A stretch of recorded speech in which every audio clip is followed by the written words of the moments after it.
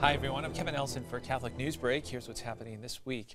In the news, we begin with news from the Vatican. Pope Benedict XVI proclaimed 7 new saints this past Sunday at the Vatican. He called the newly canonized examples to the world of total dedication to Christ and tireless service to others. In a revised canonization rite, the Pope presided in front of an estimated 80,000 pilgrims from the United States, Canada, the Philippines, Italy, Spain, Germany, and Madagascar gathered in St. Peter's Square. The pilgrims applauded the proclamation of the new saints, who included Kateri Tekakwitha, an American Indian who was born in the United States and died in Canada in 1680, Mother Marian Cope, a sister of St. Joseph who traveled from Syracuse, New York to Hawaii to care for people with Hansen's disease and died in Molokai in 1918, and Pedro Calungsod, a teenage Philippine catechist who was martyred in Guam in 1672. In his homily at Mass following the canonization, Pope Benedict prayed that the example of the new saints would speak today to the whole Church and that their intercession would strengthen the Church in its mission to proclaim the gospel to the world. Before the canonization, Catholic News Service had a chance to talk with 2 pilgrims whose incredible experiences helped in Saints Kateri Tekakwitha and Marian Cope's proclamation to sainthood. Catholic News Service has more. On the eve of Pope Benedict's canonization of 7 new saints, including 2 from North America, 2 pilgrims to Rome spoke with Catholic News Service about their experiences of miraculous healing. Jake Finkbonner suffered from a form of flesh-eating bacteria. Kateri truly did intercede. I wouldn't be here without her. I remember reading that many of the children in her tribe teased her because of her faith, but she continued to praise God, and she made her own rosaries, and she did everything that she could to keep praying for God. The boy's father, Donnie Finkbonner, heard stories about Kateri during his own boyhood.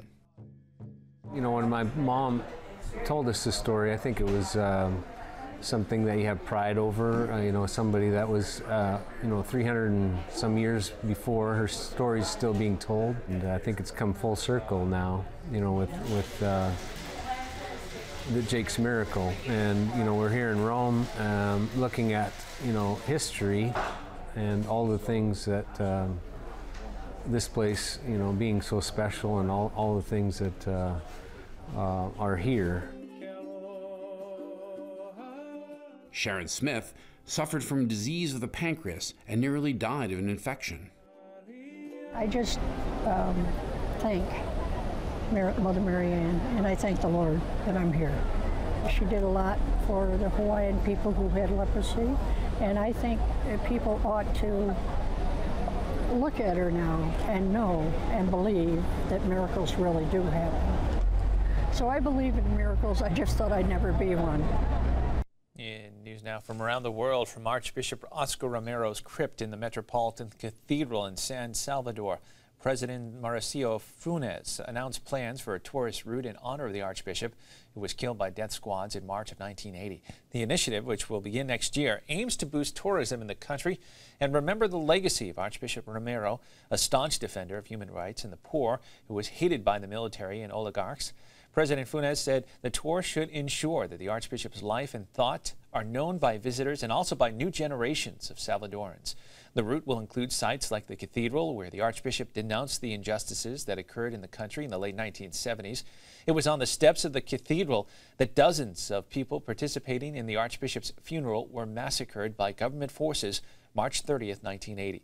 The tour also includes the Divine Providence Hospital, where Archbishop Romero was shot dead while celebrating Mass.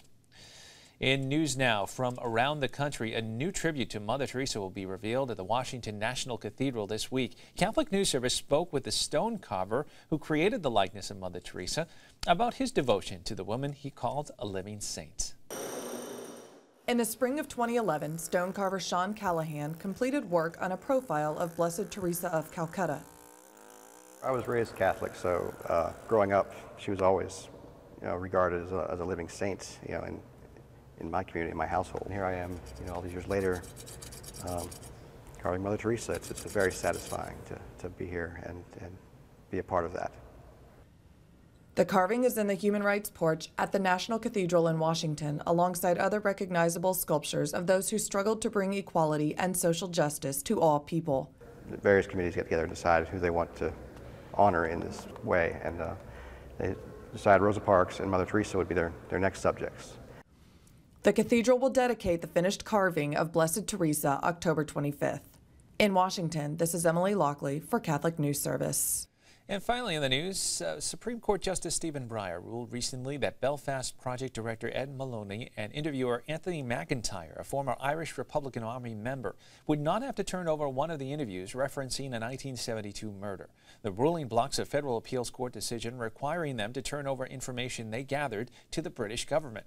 The two researchers, who are studying Northern Ireland's troubled past for a Boston College oral history project, were given until November 16th to file for a Supreme Court hearing of their case.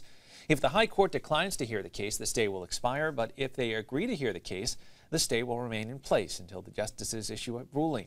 The justice's ruling stays a September order from the First U.S. Circuit Court of Appeals in Boston that would have required the researchers to turn over the recording of an interview with a former IRA member that cites the group's involvement in the death of a widow and mother of 10 to the Department of Justice. Justice Department lawyers sought the information on behalf of the Police Service of Northern Ireland under a mutual legal assistance treaty between the U.S. and the United Kingdom. Well, that is all the information we have for you this time. Please stay with Catholic TV for more Catholic news. Until then, I'm Kevin Nelson, and I'll see you next time on Catholic Newsbreak.